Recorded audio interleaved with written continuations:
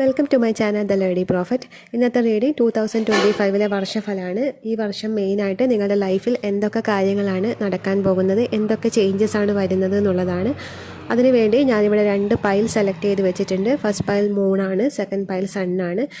ഇതിൽ ഏതിനോടാണോ നിങ്ങൾക്കൊരു കണക്ഷൻ തോന്നുന്നത്, നിങ്ങളുമായിട്ട് ഒരു കണക്ഷൻ അല്ലെങ്കിൽ ഇൻറ്റ്യൂട്ടീവ്ലി ഒരു കണക്ഷൻ അല്ലെങ്കിൽ എന്തെങ്കിലും ഒരു അട്രാക്ഷൻ ഏതിനോടാണോ തോന്നുന്നത് ആ ഒരു കാർഡ് ചൂസ് ചെയ്ത് നിങ്ങൾക്ക് വീഡിയോ കാണാം.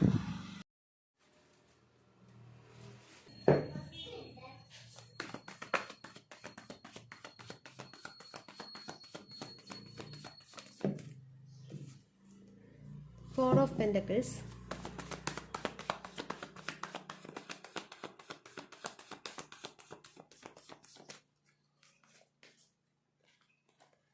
Six of Cups, Sun, Hermit,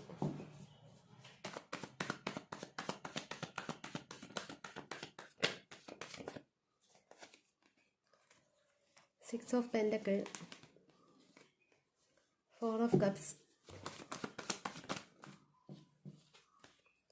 Page of Cups. Bottom of the deck ace of cups ആണ് വന്നിരിക്കുന്നത്.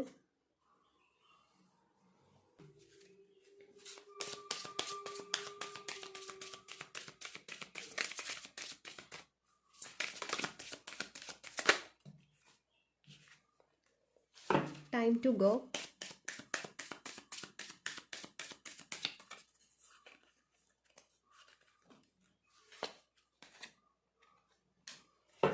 To the sea.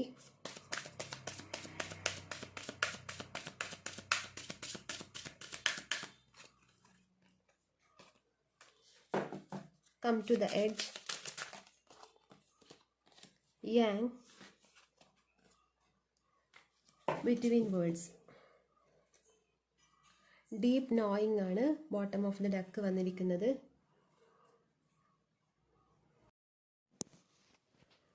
ഇതൊക്കെയാണ് പൈൽ നമ്പർ 1 വന്നിരിക്കുന്ന കാർഡ്സ്. ഇതിൽ മെയിനായിട്ട് എനിക്ക് കാണാൻ പറ്റുന്നത് നിങ്ങൾ ഡീപ്പായിട്ട് എന്തിലോ കണക്റ്റ് ആകാൻ പോകുന്നു എന്നുള്ളതാണ്. അതായത് ഇന്നു വരെയും നിങ്ങൾ എക്സ്പീരിയൻസ് ചെയ്തിട്ടില്ലാത്ത അത്രയും ഡീപ്പായിട്ട് എന്തോ ഒരു കാര്യത്തിൽ നിങ്ങൾ കണക്റ്റ് ആവുന്നു എന്നുള്ളതാണ്. അതിൽ ഒരുപാട് അറിവുകൾ നിങ്ങൾക്ക് വരുന്നുണ്ട്. അതായത് ഒരുപാട് നോളജ് എന്നല്ല, അതിനെ ഒരു വിസ്ഡം എന്നാണ് പറയേണ്ടത്. അത്രയും ഒരു വിസ്ഡത്തിലോട്ട് നിങ്ങൾ കണക്റ്റ് ആവുന്നതായിട്ടാണ് എനിക്ക് മനസ്സിലാവുന്നത്. അത് നിങ്ങളുടെ സ്പിരിച്വൽ ഗ്രോത്ത് വഴിയാണ് നിങ്ങൾ ആ ഒരു വിസ്ഡത്തിൽ കണക്റ്റ് ആവുന്നത് എന്നുള്ളതാണ് എനിക്ക് മനസ്സിലാവുന്നത്. കാരണം എന്താണെന്ന് വെച്ചാൽ ഇവിടെ bottom of the deck deep നോയിങ്ങും വന്നിട്ടുണ്ട്, അതുപോലെ ബിറ്റ്വീൻ വേൾഡും വന്നിട്ടുണ്ട്. To the sea, come to the edge. ഇതൊക്കെ കാണിക്കുന്നത് ടൈം ടു ഗോ.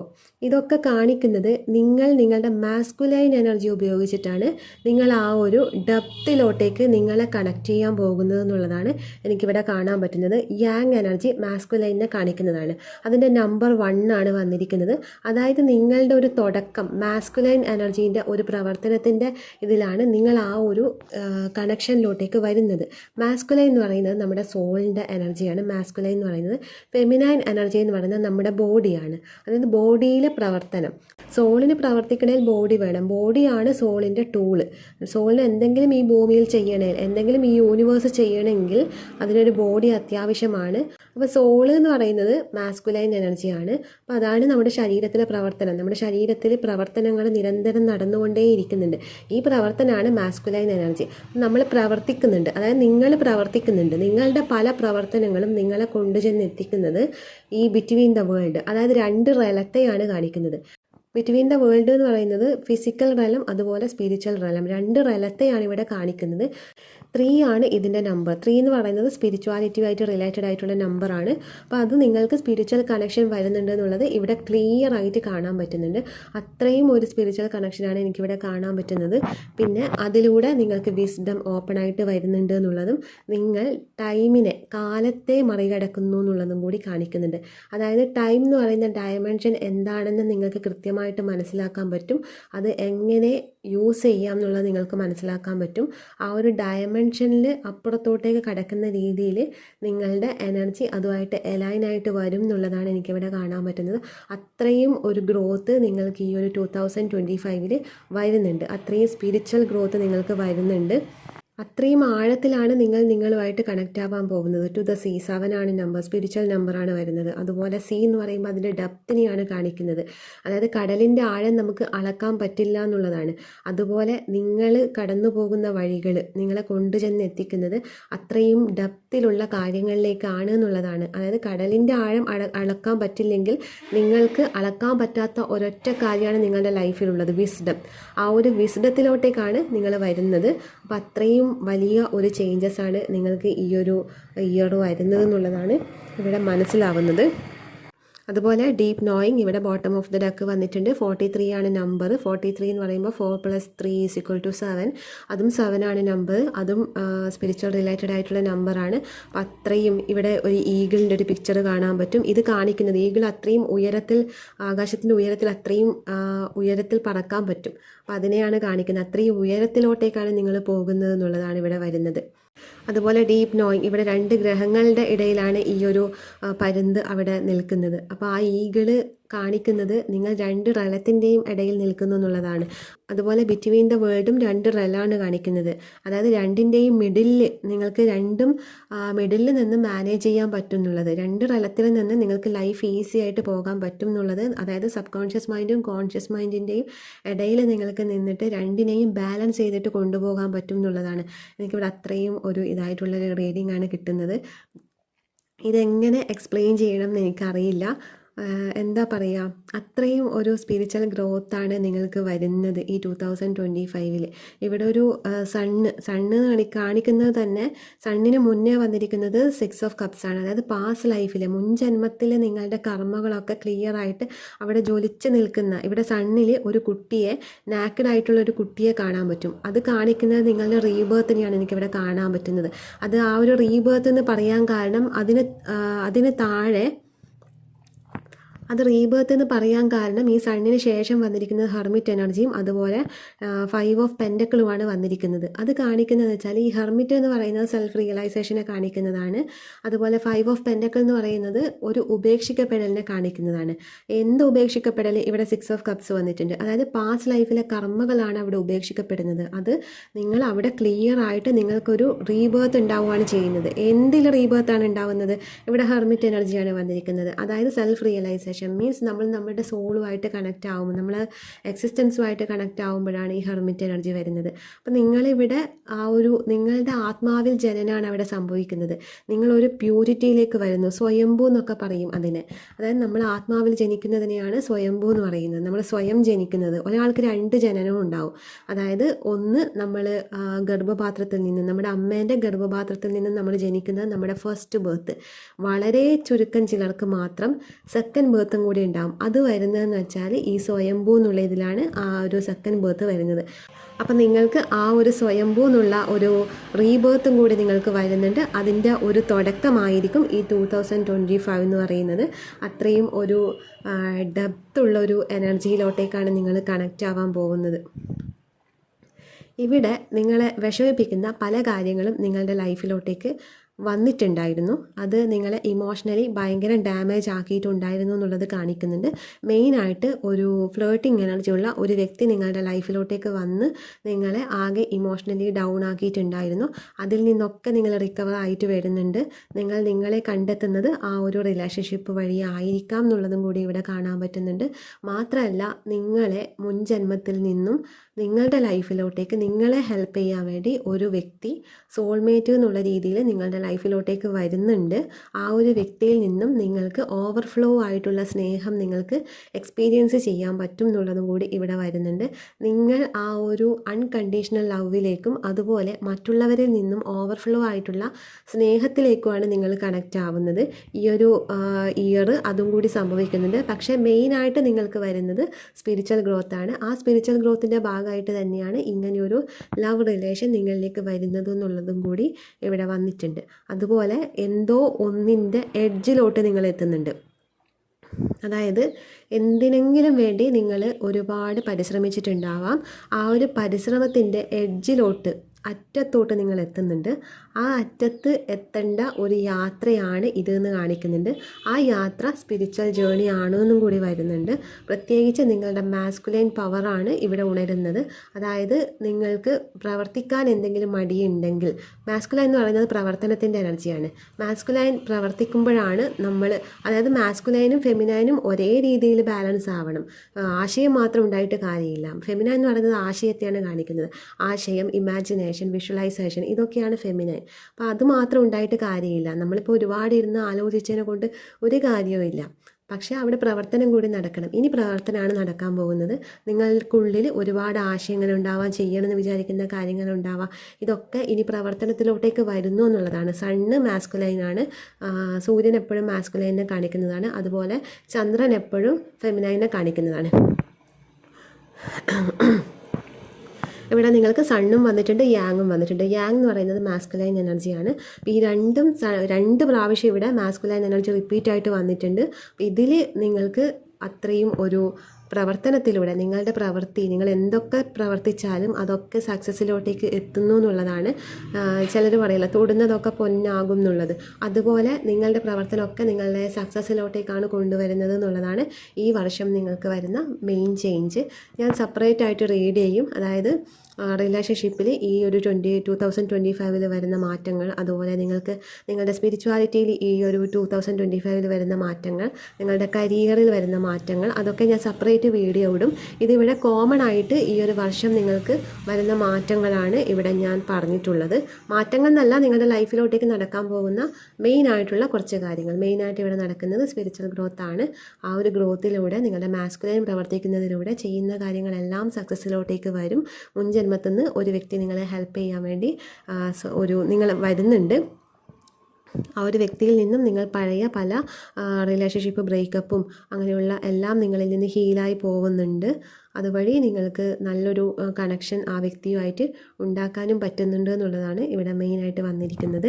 അപ്പോൾ ഇതൊക്കെയാണ് നിങ്ങളുടെ റീഡിങ്. ഇഷ്ടപ്പെട്ട ലൈക്ക് ചെയ്യുക, കമൻറ്റ് ചെയ്യുക. ഫയൽ നമ്പർ 2 സെലക്ട് ചെയ്തവൻ്റെ റീഡിംഗ് ആണ്.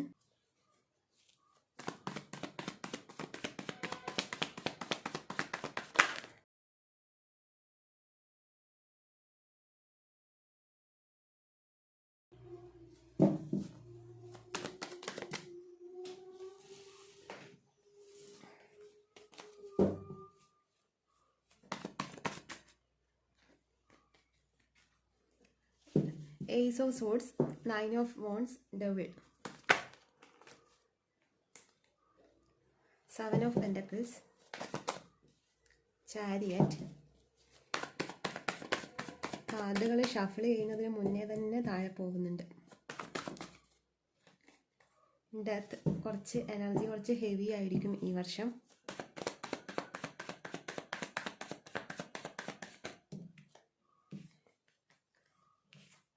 Ten of Swords, Page of Wands,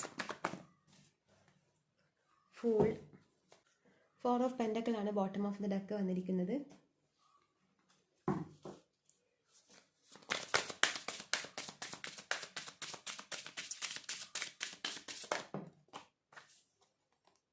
Come to the edge.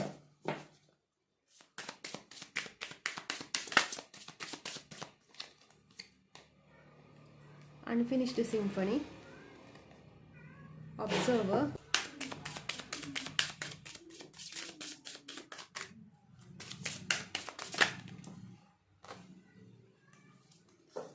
Regeneration,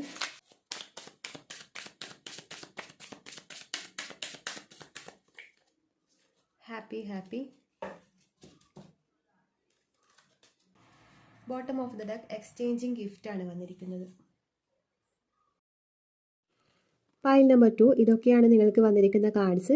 2025 നിങ്ങളുടെ ലൈഫിൽ എന്തൊക്കെ കാര്യങ്ങളാണ് വരാൻ പോകുന്നത് എന്നുള്ളത് നോക്കാം. എനിക്കിവിടെ മെയിനായിട്ട് കാണാൻ പറ്റുന്നത് നിങ്ങളെ ഇമ്പ്രൂവ് ചെയ്യാനുള്ള ഒരുപാട് കാര്യങ്ങൾ ചെയ്യുന്നുണ്ട് എന്നുള്ളതാണ്.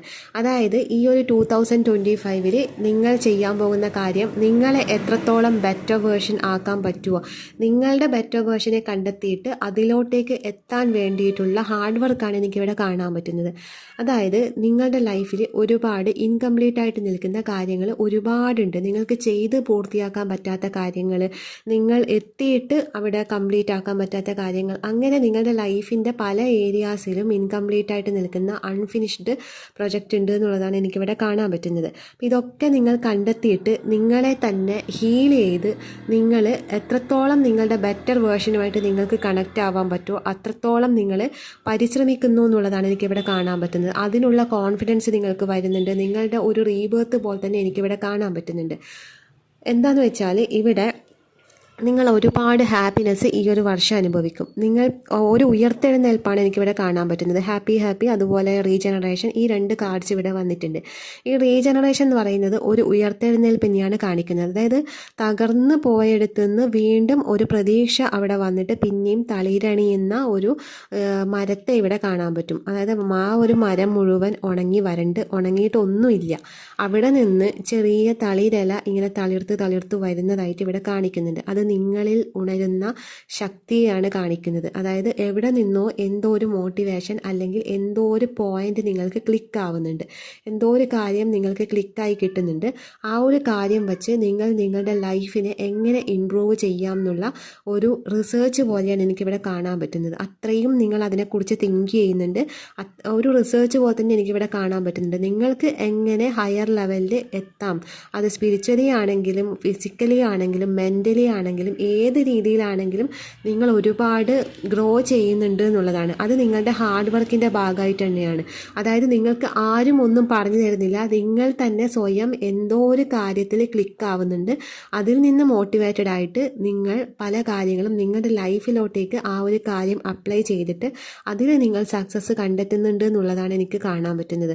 മാത്രമല്ല കംപ്ലീറ്റ് നിങ്ങളുടെ ഇനിയുള്ള ജേർണി നിങ്ങൾ കംപ്ലീറ്റ് യൂണിവേഴ്സ് സറണ്ടർ ചെയ്തിട്ട് പോകുന്നു എന്നുള്ളതും കൂടി വന്നിട്ടുണ്ട്.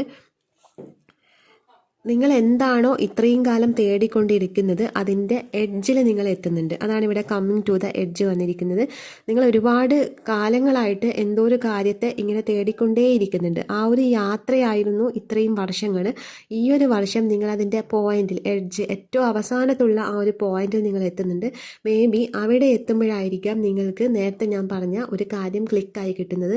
ആ പറഞ്ഞ ഒരു കാര്യം വെച്ചിട്ട് നിങ്ങൾ നിങ്ങളുടെ ലൈഫിൽ അത് അപ്ലൈ ചെയ്യുമ്പോൾ നിങ്ങൾ വലിയൊരു സക്സസ്സിലോട്ടേക്ക്, ഇവിടെ ചാരിയറ്റും ഡെത്തും ഒരുമിച്ചിട്ടാണ് വന്നിരിക്കുന്നത്. ചാരിയറ്റ് എന്ന് പറയുന്നത് നിങ്ങളുടെ ആ ഒരു മനഃശക്തി കൊണ്ട് മുന്നോട്ടേക്ക് പോകാൻ പറ്റും നിങ്ങൾക്ക് എന്നുള്ളത് കാണിക്കുന്നതാണ്. ഈ ചാരിയറ്റ് കാർഡ് 2 അനിമൽസിനെ കാണാൻ പറ്റും. രണ്ടും 2 ദിശയിലോട്ടേക്കാണ് ഈ ഒരു രഥത്തെ വലിച്ചുകൊണ്ട് പോകുന്നത്. പക്ഷേ ഈ സേനാനി അവരുടെ കോൺഫിഡൻസ് കൊണ്ട് മാത്രമാണ് മുന്നോട്ടേക്ക് പോകുന്നത്.